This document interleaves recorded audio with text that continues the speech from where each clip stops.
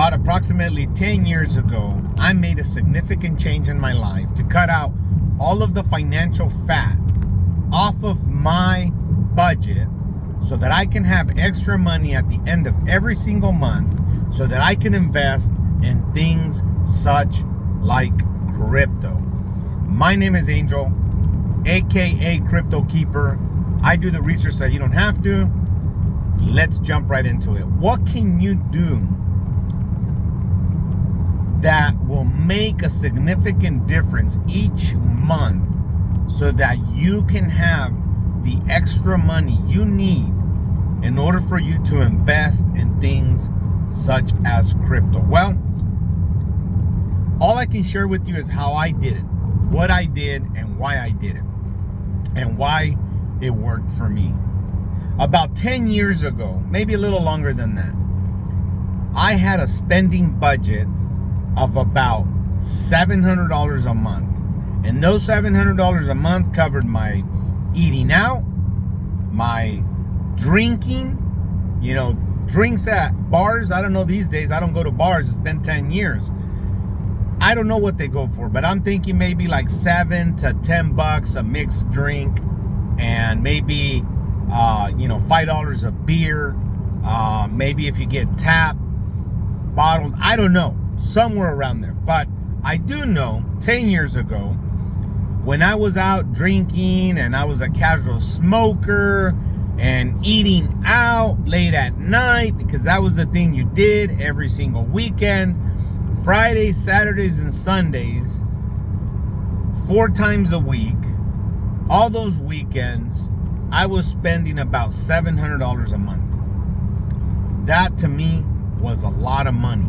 My excuse was always, I don't have extra money to be investing right now.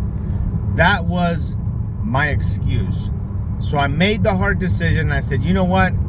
I am done putting money in the pockets of these alcoholic beverage companies. I'm done putting money in the pockets of these cigarette labels. I'm done putting money in the pockets of all these restaurants, because my pockets were always very thin. I remember talking to a good friend of mine. I won't say his name. He said, man, he busted out his wallet, and I said, dang, bro, your wallet has so much stretch marks because it has so much money inside of it. And he started laughing, man. I always use that one. I want my wallet to have a bunch of stretch marks, not just from the wads of receipts that's in there, but from the money that the wallet can't sustain because my bags are fat. Go and read the book, The Richest Man in Babylon. That person, it's also available online. You can listen to the audiobook version of The Richest Man in Babylon, and it tells you, I think it's the 7, I don't know if it's the 7 or the 10. It's been a while since I've read that book, but it says like the 7 cures for a lean purse. Again, I don't remember if it's 7 or 10, but it's the 7 cures for a lean purse. That's the takeaway that I took. That stood out to me when I read that book, because my wallet was lean 10 years ago. My pockets were very lean 10 years ago. There was no stretch marks in my purse, if you will. And that is why that book meant so much to me. It changed my philosophy about money. I got serious about it. And just like that, when I made the choice and said, I will no longer have an excuse that at the end of the month, I have no more money, living check to check, spending on senseless stuff. That is the reasons why I made the decision, the hardcore decision, to say no more drinking, no more smoking, no more drugs. My drug habit, even though it wasn't very expensive, it was costly. I remember this guy I used to do business with. He was I don't know if I haven't seen him in a long time, but God bless his soul. This guy was a big buyer of cocaine. He was a big cocaine user. And I asked him, I said, hey man, how do you afford buying an 8-ball a day? Because this is how much coke he would snort. An 8-ball of coke a day, back in those days when I knew him, went for like 60 or 80 bucks. He snort that a day, every day, without break. I mean, he was legit like that. And he ran a very successful lawn and tree cutting services. And I knew the guy because, for other reasons, but he was doing an 8-ball of coke every day. And I just, man, there's people like that. Maybe it's not an 8-ball. Maybe it's a 20 sack a day. They're snorting coke, smoking meth, doing crystal or some other form of drug that's costing them maybe $40 to $60 a month, maybe $100. Maybe the habit is a little more expensive than that, $200 a month. Drug addiction is extremely expensive. My message to you is to tell you, I quit hardcore. I didn't go through no 12-step program. Not to say that ain't good for you. I was motivated to not be broke ever again. I was motivated to say, you know what? Enough is enough. My excuse will no longer be I don't have money. No more. And that is what it took. God is my witness. It was God himself who I told him I will no longer live broke. And I quit just like that. Done. From one day to another. This man you're looking at right here quit using drugs, quit using alcohol, quit smoking, quit all of those things so that I can say, you know what, at the end of the month, I'm gonna have money, extra money, and I'm gonna do something good with it. And I started to change my life. It changed my life completely. Those 3 things will always keep you spiritually, mentally, and physically broke. I mean, I'm telling you, broke. I mean, you know what I'm talking about. If you know other people like that, they drink, they smoke, they use drugs, they're partying all the time. Those people are broke. They work just to maintain their habit. That's it.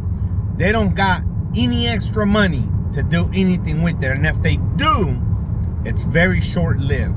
It's very short-lived. Because all it takes is getting in trouble for one of those 2 things. Either a DUI, or you get caught up in the wrong place at the wrong time with drugs in your pocket, and you get mixed in with the wrong group, and you go to jail for a year and you lose everything.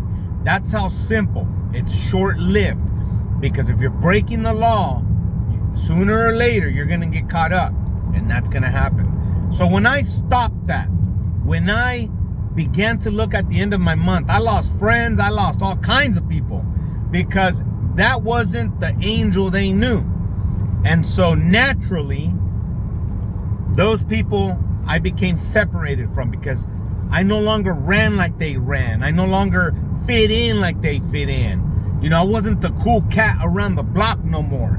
But that's all good because I think, without me saying to make this look bad, I am far more well off than any of them because I've ran into them, and I'm a good man. You know, I don't put them down. But over 10 years of learning how to do more and more and more and more of investing and putting my money there, I have tremendously changed my financial status just because I was willing. I had the will. I had God's will. Thank the Lord. I had God's will to say no more. I am going to do it, and I ain't going to lie to myself, and I'm going to be truthful to myself, and God is my witness. 10 years down the road, I look back in retrospect, and I said that was the best decision I ever made in my life. And thank God for that. So, those 3 things changed it for me. I started there. I've talked about cutting my own hair. I've talked about not buying all the bougie stuff. You know, there's so much that people spend on a weekly basis that it just makes me sick. I mean, I'm talking people going to furniture stores and people going to clothing departments and jewelry and this and toys and all this stuff has people gripped to debt. They're just never able to get out. And there's a psychological reason for that, and you have to read books about that too. Why there's, you know, when you go buy something brand new, I'll just give you this example. It feels good when you go and buy something new, you know, because you work so hard and you probably hate the damn job you're doing. And at the end of the month, you're stressed out because you're barely making it.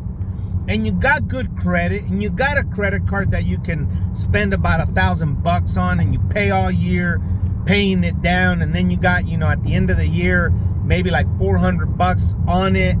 And each month you just go out there and you just buy yourself something because it makes you feel good. And there's a adrenaline rush that comes out, and there's these chemicals that your body releases, and that becomes a very powerful stimulant for addiction to those kinds of things. There are people who are addicted to just buying stuff they don't need. And I'm not saying, hey, it's not good every now and then to go out there and get something nice. Yeah, you know, if you're into really fine watches and you want to do that every now and then and you can afford it, there's nothing wrong with that. But here's another strategy of how I justify what I'm going to buy without me being in debt. I heard this guy, and this is credit to this guy. I think he's a Indian, Middle Eastern Indian YouTuber who is an attorney. I can't remember his name, but he said basically, if you have 5 times the amount of cash what it takes to buy that item, then go ahead and treat yourself. I'm gonna go out and tell you, I don't think you need 5 times the amount of cash, because that's quite a bit. I would say if you have 3 times, and I think I've said this before, if you have 3 times the amount of cash, in other words, if you want to go and buy yourself a nice set of sunglasses, you know, there's nice stuff out there. These are cheap. I'm very frugal like that. You can see these are plastic, very cheap. I've had them for over 3 years. About a $5. I think I bought a little bag that came in. I lose them all the time. That's why I don't buy expensive glasses. I lose these things all the time. But when they're cheap, for some reason, I don't lose them. I don't get it. I used to buy $70 Ray-Bans, $90 Pradas. I used to buy those kinds of sunglasses, and I'd last about 2-3 months. I'd look good in them, whatever, and I'd lose them. And I felt like, man, why am I spending so much money on sunglasses? It's just a waste of money. I'd rather spend $90 on a fraction of a Bitcoin, or $90 on a fraction of Ethereum, and stack up that way, right? I mean, that makes more sense to me. That's my money going to work, baby. So spending money on these, if you have 3 times the amount available in cash, in other words, if you're gonna spend $100 on a pair of glasses and you have in your savings $400, in other words, you need to leave $300 still there, $400, that's the 3 parts. So that's the 3 times the amount that the sunglasses is gonna cost. Then go buy it. If you're into $500 suits, $1,000 suits, I love suits. I have a lot of nice suits, but I don't need to buy anymore. But I get them on discount. I watch out once a year. I go once a quarter and look for just really fine jackets that are on clearance, and I can get them for $50-$60, and they're like $400 or $500 jackets. Now, I don't get lucky like that all the time, but every now and then I do, and I buy it. But what I'm saying though if I have $5,000, $6,000, and I buy $1,000 suit, if I have $4,000 and I got $3,000 left after buying $1,000 suit, then I'm in good shape. I'm not creating more debt, and I'm not putting myself in the hole by doing that. Now, where it gets a little tougher, because it's easy with the suits and the watches and the glasses, where it gets a little tougher is getting to a point where you say, okay, I got 60 grand. I can buy myself a $20,000 car, and I'm gonna have 20, 40, 60 left. 3 parts, right? I got 60 grand. I got 60 grand, by the way. But I don't need a new car. I already got this one right here. But that's how I did it. You buy. My pops, I give credit to my pops for this. My dad said, hey, don't go out and get debt, because you need to buy things only if you have the money for it. My dad always drove around old cars, but he always bought them cash. But my pops always had cash. Till this day, my dad is a very wealthy man, because he saved up all his money, bought himself a little house cash, 40 grand cash. But he saved all his money. It took him 15 years to save it, but he bought it. Now, he didn't have the double like I'm talking about, or the triple or the quadruple. What I'm saying, though, is it's a different game that I'm playing. The game